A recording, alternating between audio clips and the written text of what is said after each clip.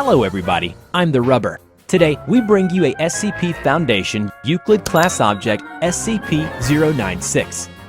SCP-096 is a humanoid creature measuring approximately 2.38 meters in height. SCP-096 shows very little muscle mass, with a preliminary analysis of body mass suggesting mild malnutrition.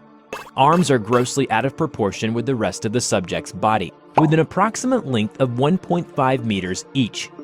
It has no sign of any body hair, its skin is mostly devoid of pigmentation, and it probably doesn't have pupils either. Other facial features remain similar to an average human, with the exception of the eyes. SCP-096's jaw can open to 4 times the norm of an average human. It shows no signs of any higher brain functions and is not considered to be sapient. SCP-096 is normally extremely docile, with pressure sensors inside its cell indicating it spends most of the day pacing by the eastern wall, and it doesn't seem to need food.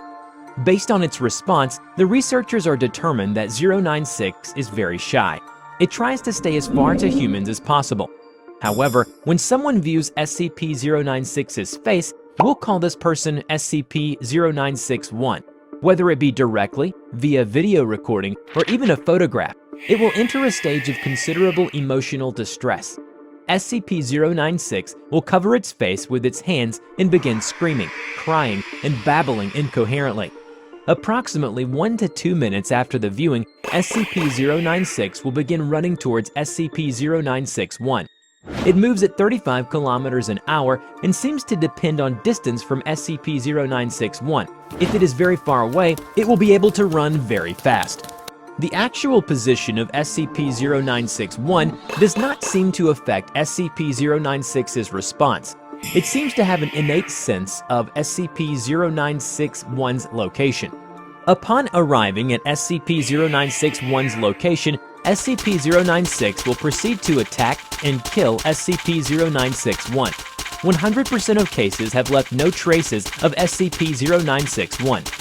SCP-096 will then sit down for several minutes before regaining its composure and becoming docile once again. Then the Foundation staff will take it back to the SCP shelter.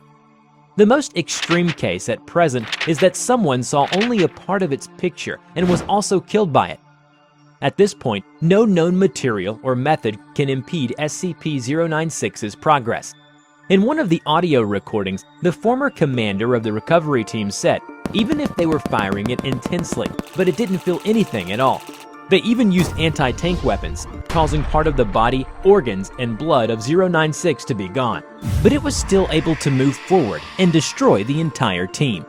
Besides, because it does not cover its face when it's running towards its target, anyone who sees it will be killed by it along the way.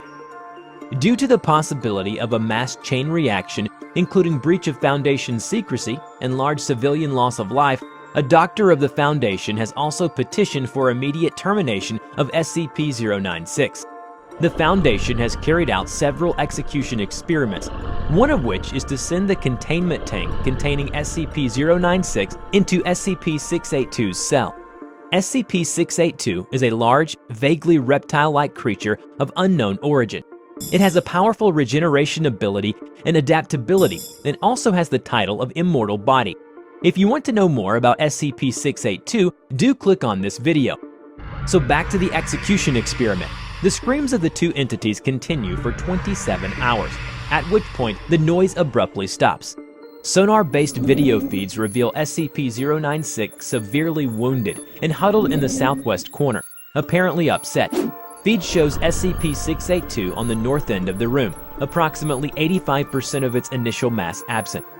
Further attempts to expose SCP-096 to SCP-682 cause it to turn away from 682, jumping in place while clawing at its face and screaming. Because 096 will only attack when people see its face, so the Foundation has long housed it in an airtight steel cube. There are to be absolutely no video surveillance or optical tools of any kind inside SCP-096's cell. Any and all photos, videos, or recordings of SCP-096's likeness are strictly forbidden.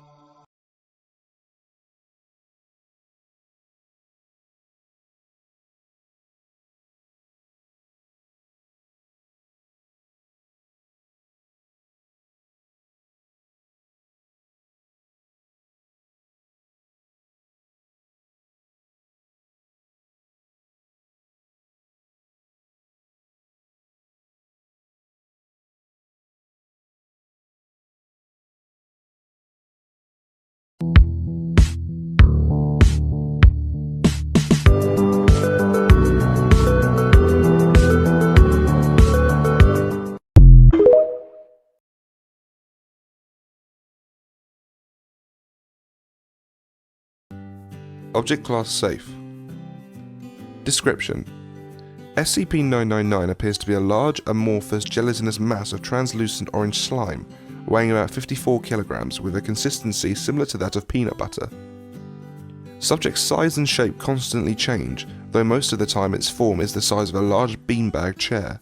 Composition of SCP-3008 is oil-based, but consists of a substance unknown to modern science.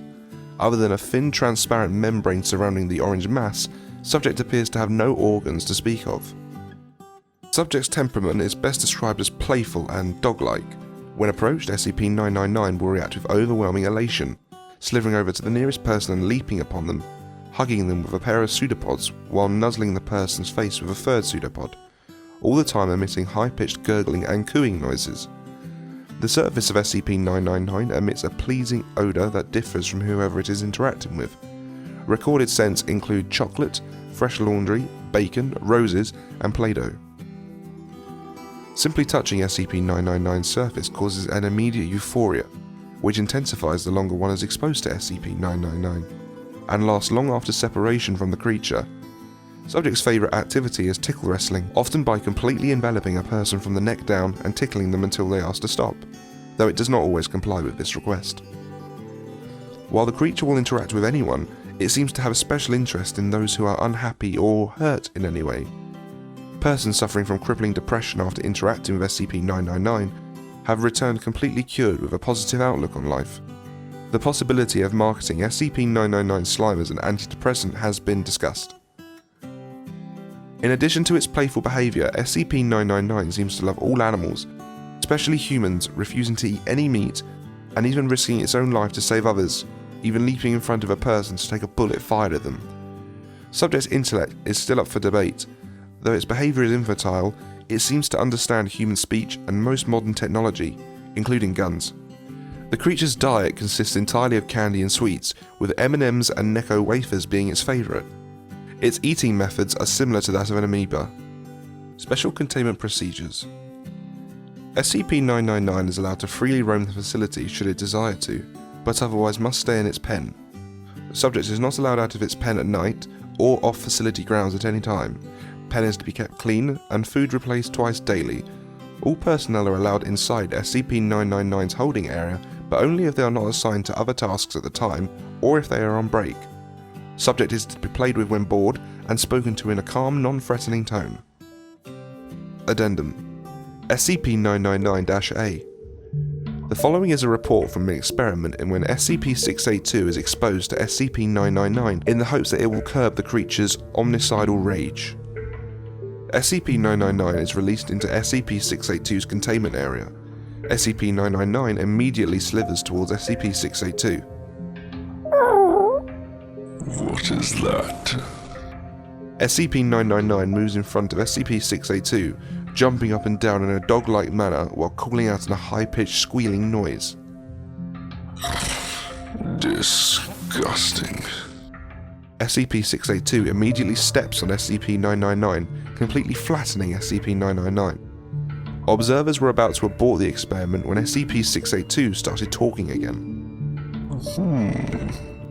What is this? I feel all tingly inside. SCP-999 can be seen crawling up from between SCP-682's toes, up along its side and around its neck, where it clings on and begins gently nuzzling with its pseudopod. A wide grin slowly spreads across SCP-682's face. I feel so happy. Happy. Happy. SCP-682 repeats the word happy for several minutes, laughing occasionally before escalating into non-stop laughter. As laughter continues, SCP-682 rolls around on its back, slamming its tail upon the floor with a dangerous force. Stop. No tickling. SCP-682 and SCP-999 continue the tickle fight until SCP-682 finally wears down and appears to fall asleep with what would appear to be a smile on its face.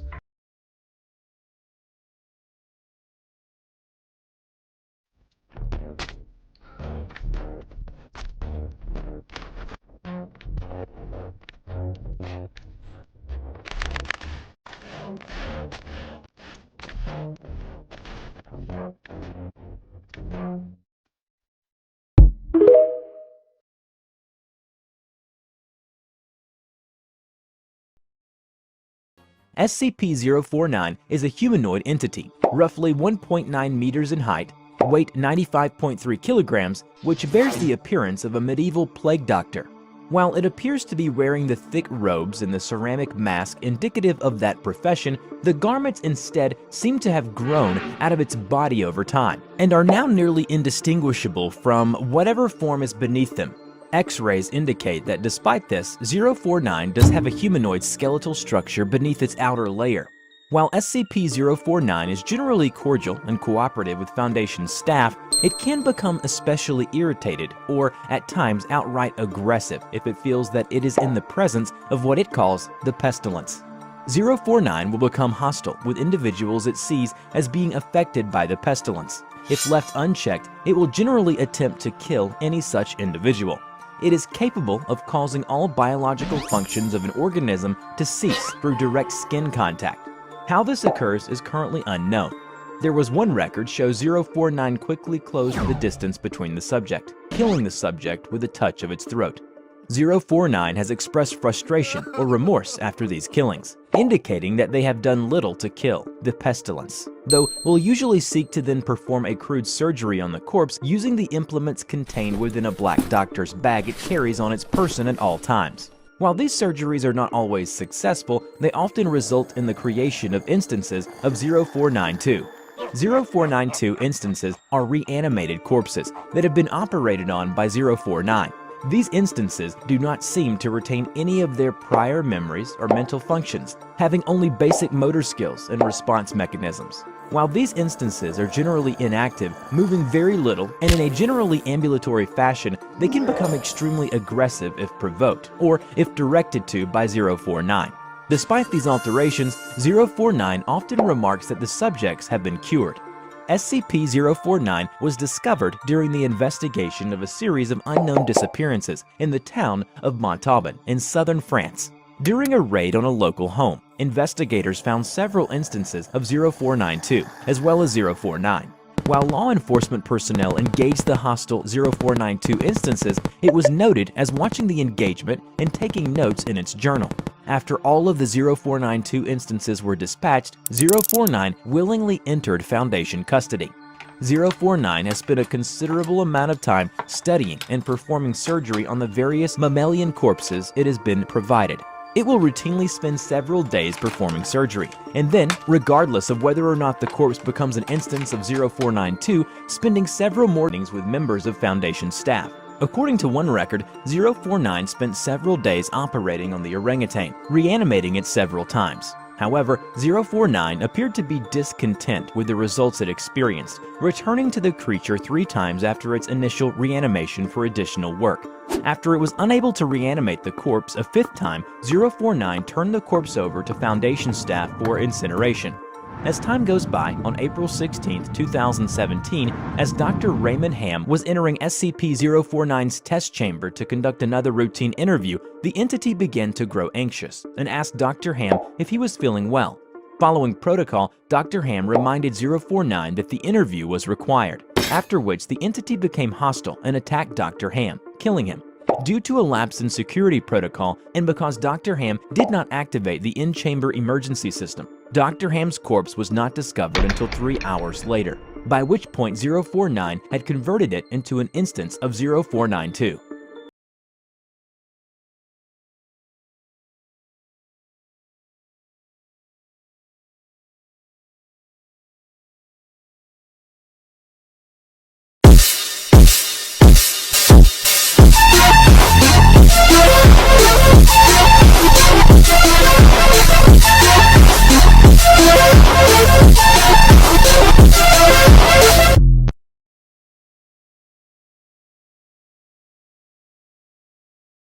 SCP-3008, also known as a perfectly normal, regular old IKEA, is a large retail unit previously owned by and branded as IKEA, a popular furniture retail chain.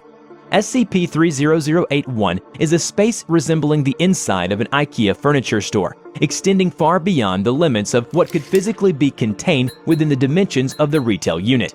Current measurements indicate an area of at least 10 square kilometers with no visible external terminators detected in any direction. Inconclusive results from the use of laser rangefinders has led to the speculation that the space may be infinite. A person entering SCP-3008 through the main entrance and then passing out of sight of the doors will find themselves translocated to SCP-3081. This displacement will typically go unnoticed, as no change will occur from the perspective of the victim. They will generally not become aware until they try to return to the entrance. The entrance of SCP-3008 is to be monitored at all times, and no one is to enter SCP-3008 outside of testing, as permitted by the senior researcher. SCP-30081 is inhabited by an unknown number of civilians trapped within prior to containment. Gathered data suggests they have formed a rudimentary civilization within SCP-3081, including building a giant wall and an entire town built out of shelves and beds and tables for the purpose of defending against SCP-30082. Although there is no detailed description of SCP-30082 in the document, however, the Foundation personnel had found a man's diary, and in the diary, it has records of his experience in SCP-3081 in meeting with SCP-3082. SCP-3082 are humanoid entities that exist within SCP-3081. In all observed cases, they wear a yellow shirt and blue trousers consistent with the IKEA employee uniform. They are 7 feet tall monsters with long arms and short legs, have no facial features, with no eyes or ears, and have hands that were big enough to crush a watermelon. But it is strange that they go down as easy as a regular human being once you start stabbing or cutting them open. However, they don't seem to bleed, and their corpses would not rot, let alone the stench of the rotten corpses. SCP-3081 has a rudimentary day-night cycle, determined by the overhead lighting within the space activating and deactivating at times consistent with the opening and closing times of the original retail store. During the night, SCP-3082 will become violent towards all other life forms within SCP-3081. They will run towards other life forms like a chicken with its head cut off. Whenever it is nighttime, SCP-3082 will smash the huge wall of town with bare hands, while calmly and politely vocalize phrases in English that are typically variations of "The store is now closed. Please exit the building." Hence, everyone is prepared for it. Knives from the restaurants, lawnmower blades made into hatchets, a fire axe. In one incident, they discovered a hole on the giant wall, and ever since then, they would stab SCP-3082 through the hole if they ever come smashing the wall at night. Apparently, the dead ones will attract more during the night, so the people had to get the bodies away from the town. They loaded them up on a trolley and took them over to the pickup area, as they were curious about how SCP-3082 looked like when it was cut open. They discovered that SCP-3082 only have skin, or something that looks like skin, but no muscles, bones, or organs. Once day begins, SCP-3082 immediately become passive and begin moving throughout SCP-3081 seemingly at random. They are unresponsive to questioning or other verbal cues in this state, though will react violently if attacked. So, during the day, people go out to find food, water, and whatever else they need. Apparently, there are restaurants and shops around that randomly get restocked, but no one knows who did it. SCP-3081 is known to have one or more exits located within, though these exits do not appear to have a fixed position, making it difficult to leave SCP-3081 once inside. Using any other door besides the main entrance to enter the structure or breaking through the walls of the retail unit leads into the non-anomalous interior of the original store. Since containment began, 14 individuals have managed to exit SCP-3008. Humans exiting SCP-3008 are to be detained and then debriefed prior to the administration of amnestic. Dependent upon the duration of their stay in SCP-3008, a cover story may need to be generated prior to their release. According to the man's diary, Foundation personnel has attempted to send a drone into SCP-3081. Although analysis of footage shows a small town labeled as Exchange and Returns, but unfortunately it failed when trying to find the settlement again. And according to the records in the diary, we seem to be able to speculate that the people trapped inside may come from different places or dimensions, because the people in there have some seriously odd gaps in their knowledge. Some of them have never heard of the International Space Station, and some come from places where there is no declaration of independence. And no one has ever tried large-scale searching for these people who were trapped inside of SCP-30081. Does that mean that these people are from different places, hence it did not cause a huge panic of missing people? 10 seconds after the owner of the diary exited SCP-3008, and SCP-30082 followed from behind. It caught and killed the man before itself being terminated by armed response personnel.